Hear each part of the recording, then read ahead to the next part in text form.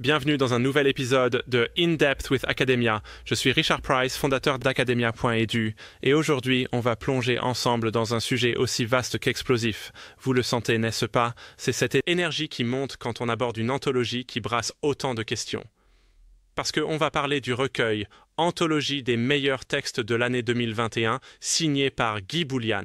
Attention, je suis ici en toute neutralité comme toujours. Je présente le contenu du livre et ce qu'il propose, mais je ne prends pas position, jamais. Alors, de quoi s'agit-il exactement? Guy Boulian, écrivain, éditeur, observateur passionné de généalogie et d'histoire, a rassemblé ses articles les plus marquants publiés en 2021 sur son site internet. Le cœur de cette anthologie, une relecture de la pandémie de Covid-19 et, plus largement, de cette impressionnante conjonction de crises. L'objectif, selon Boulian, c'est d'offrir au lecteur une vision globale, une espèce de chronologie vivante de cette période dans laquelle il fait défiler des thématiques allant du nouvel ordre mondial aux controverses vaccinales, sans oublier l'économie, la démystification de projets comme Nezara et la thèse de la dépopulation globale promue par certains globalistes. Waouh, on est sur du lourd. Bon, la question centrale, c'est assez évident.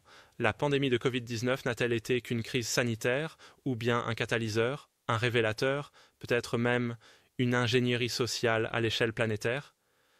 Pourquoi ce genre de question est-elle si cruciale? Parce que, soyons honnêtes, comprendre comment et pourquoi des concepts comme le transhumanisme, la surveillance numérique, la gestion des crises et la défiance envers les institutions scientifiques ont émergé, c'est quasiment incontournable pour qui veut s'orienter dans notre époque. Si vous vous êtes retrouvé un jour à vous demander « Mais pourquoi tant de monde doute ?» ce livre peut offrir des pistes, disons. Voyons un peu ce que Guy Boulian avance méthodologiquement et dans le fond. Son ouvrage se lit comme un journal. On navigue chronologiquement, article après article, et chaque texte s'appuie sur un foisonnement de citations, de sources, de témoignages de médecins, de chercheurs, parfois très critiques vis-à-vis des discours officiels, mais aussi sur des analyses personnelles. Il y a également une préface signée par le biomathématicien Jean-Claude Pérez, ce qui donne un vernis scientifique, même si, là encore, neutralité oblige, chacun devra juger par lui-même de la portée de ses propos. Parmi les thèmes abordés, on trouve les inquiétudes autour des vaccins à ARNM, notamment le débat sur la réduction du risque relatif versus absolu. Une nuance qui a animé beaucoup de discussions médicales en 2021. Autre point, la question de la manipulation génétique, de la fusion entre biologie et numérique, l'idée du humain 2.0, du transhumanisme, qui fait régulièrement surface dans les débats sur l'avenir de nos sociétés. L'auteur évoque aussi des controverses économiques, la transformation des circuits de distribution et jusqu'à la problématique des monnaies numériques, des identités électroniques et même, croyez-le ou non, la présence supposée de corps étrangers magnétiques dans certains vaccins.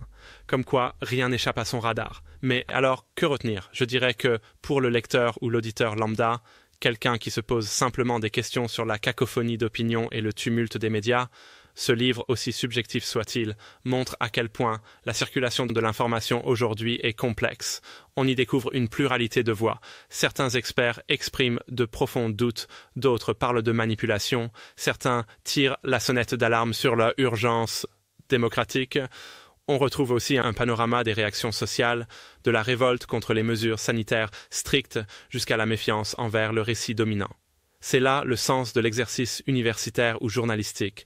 Comprendre que chaque document, chaque synthèse porte la marque de l'époque et je me perds un peu dans mes pensées, mais est-ce que vous aussi, vous avez déjà relu de vieux journaux et eu l'impression que tout recommence? Bref, petit rappel très important. Ce que je vous présente ici, c'est la réflexion de Guy Boulian. Ce n'est ni un consensus scientifique, ni un dogme, ni une position officielle, mais ça donne du grain à moudre. Ça invite au débat, à la réflexion. Et si vous vous dites « Waouh, tout cela va un peu loin pour moi », sachez que c'est justement le rôle de la recherche, bousculer, interroger, affiner notre esprit critique. Mais que faire de toutes ces pistes? Peut-être simplement garder en tête qu'aucune situation n'est monolithique et qu'il y aura toujours du débat, du dissensus, des zones d'ombre, cultiver sa curiosité, c'est le meilleur vaccin. Je vous laisse méditer là-dessus. Merci d'avoir été à l'écoute de In Depth with Academia. N'hésitez pas à explorer par vous-même.